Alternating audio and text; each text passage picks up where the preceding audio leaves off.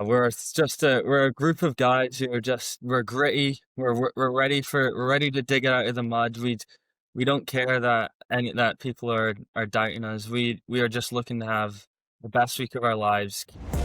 Niall Shiels Donegan, Walker Cup player. That sounds pretty cool, doesn't it?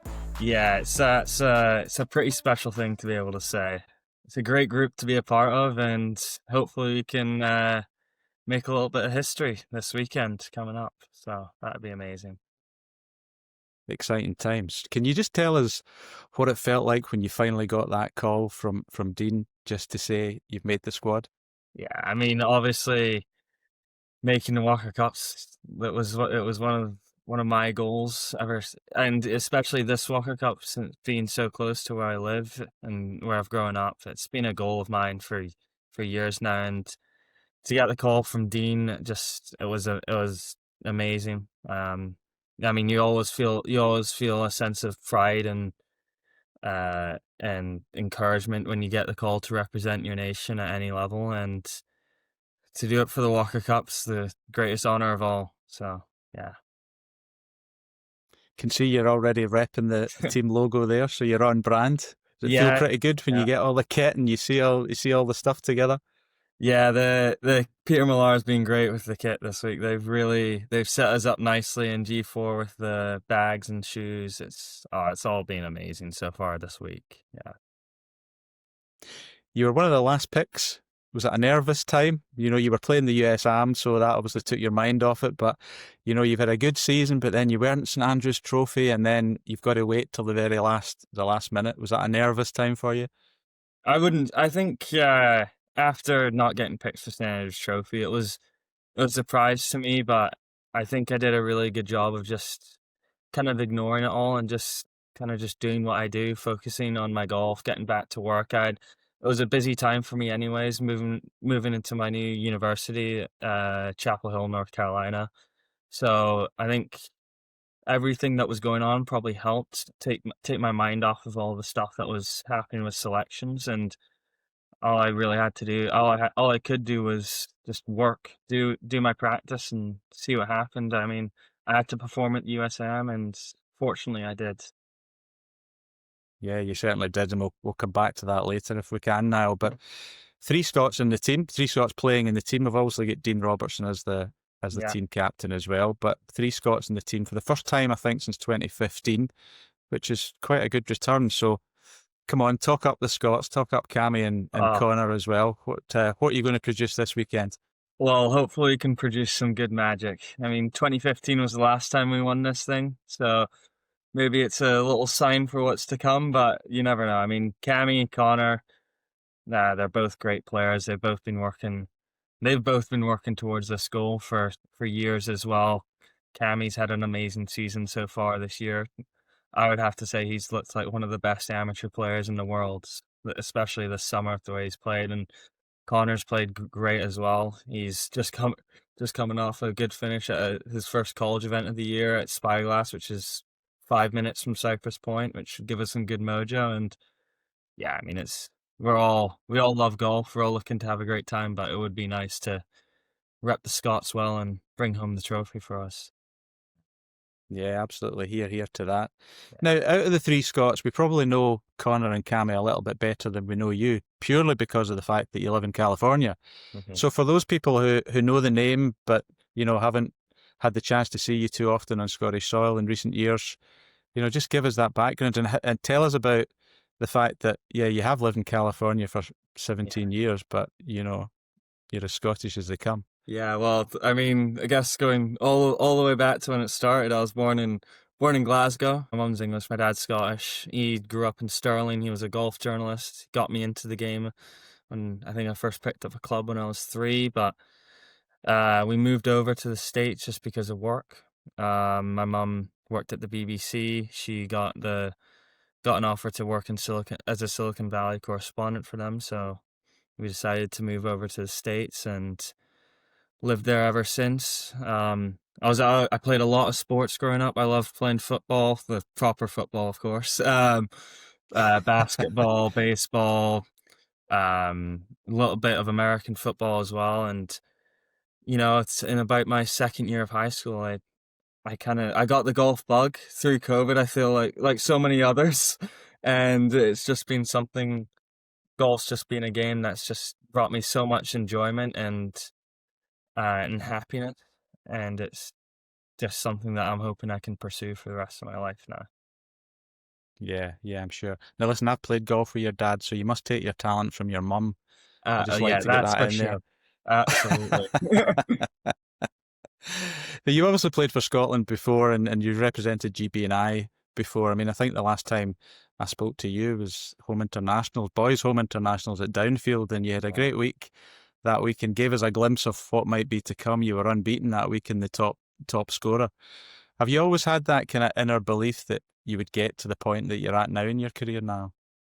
Yeah, I feel like everybody who's gotten to kind of elite level of amateur golf just has that innate belief that they are great at what they do, and they've got I mean, a lot of people call it a delusional confidence, but it's a confidence in that the way that they go about things produces the results that they want. And I think I'm certainly someone who has that kind of confidence and who's I mean, I like to think of myself as a hard worker, and I feel like the work that I do is gonna make me the best golfer in the world.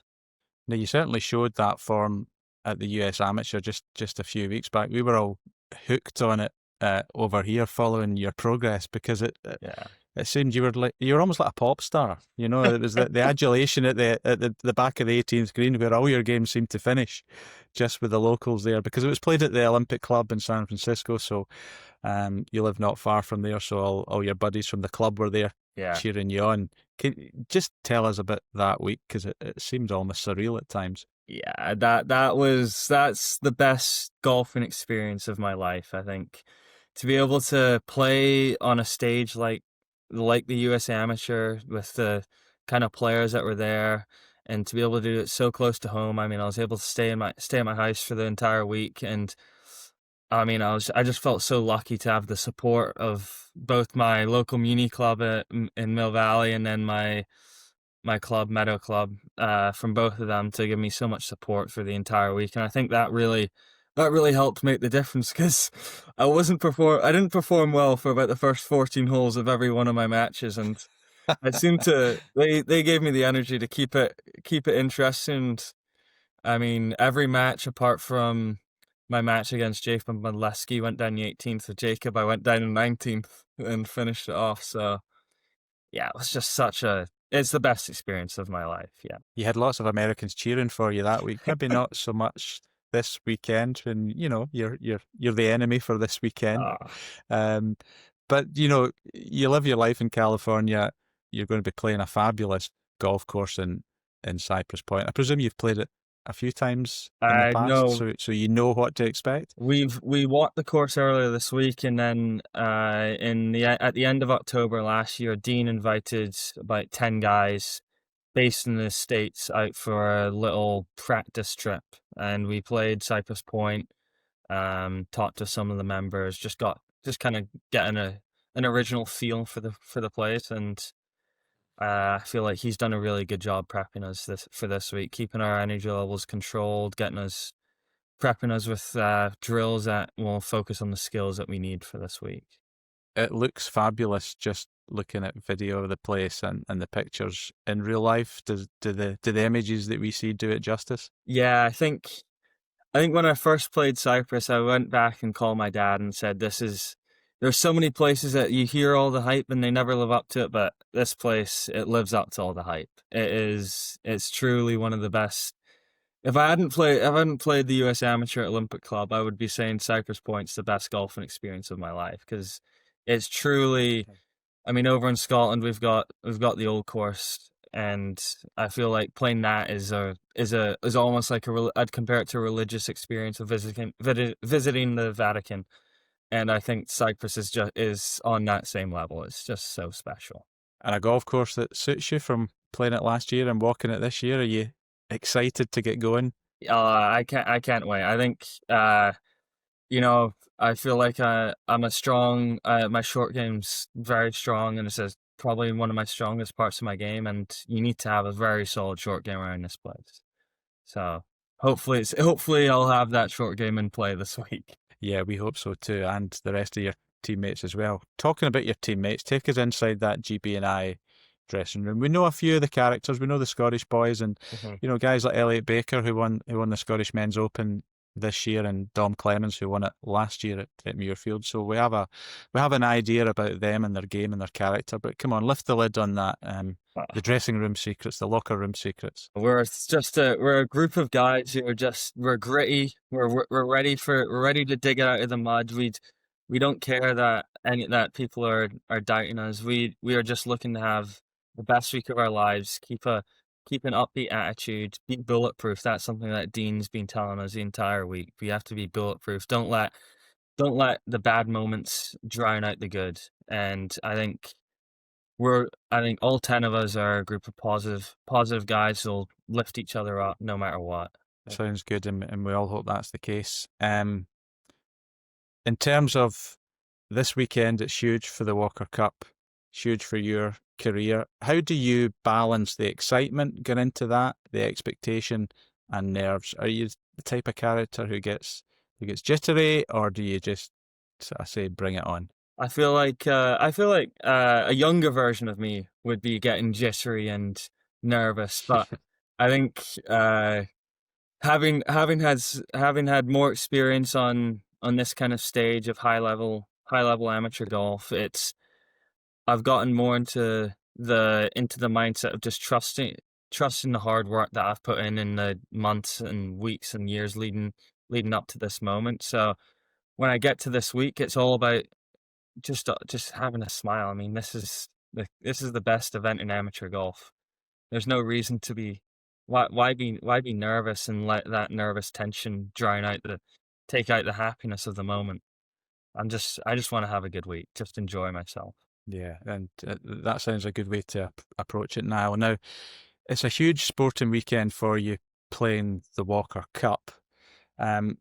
Once the Walker Cup finishes, though, your sporting dreams don't quite end. So a little birdie tells me that once the Walker Cup is done and dusted, you're going to live out another sporting dream. Tell us about that.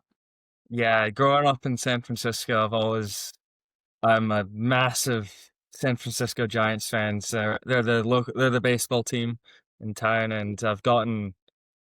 It's going to be one of my childhood dreams, and I'm going to be able to throw out the first pitch of the Monday night game on the 8th of September, which is just going to be spectacular.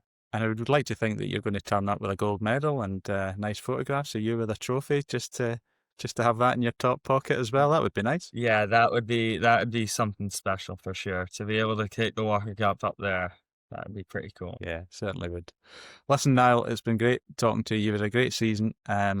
Well deserving to be in Dean's Walker Cup team, and we wish you, Dean, Cammy, Connor, and everybody the very best of luck. I'm sure you don't need luck. It's all down to talent and ability, and you've got that in spades. So good luck this weekend. Thanks a lot, Ian.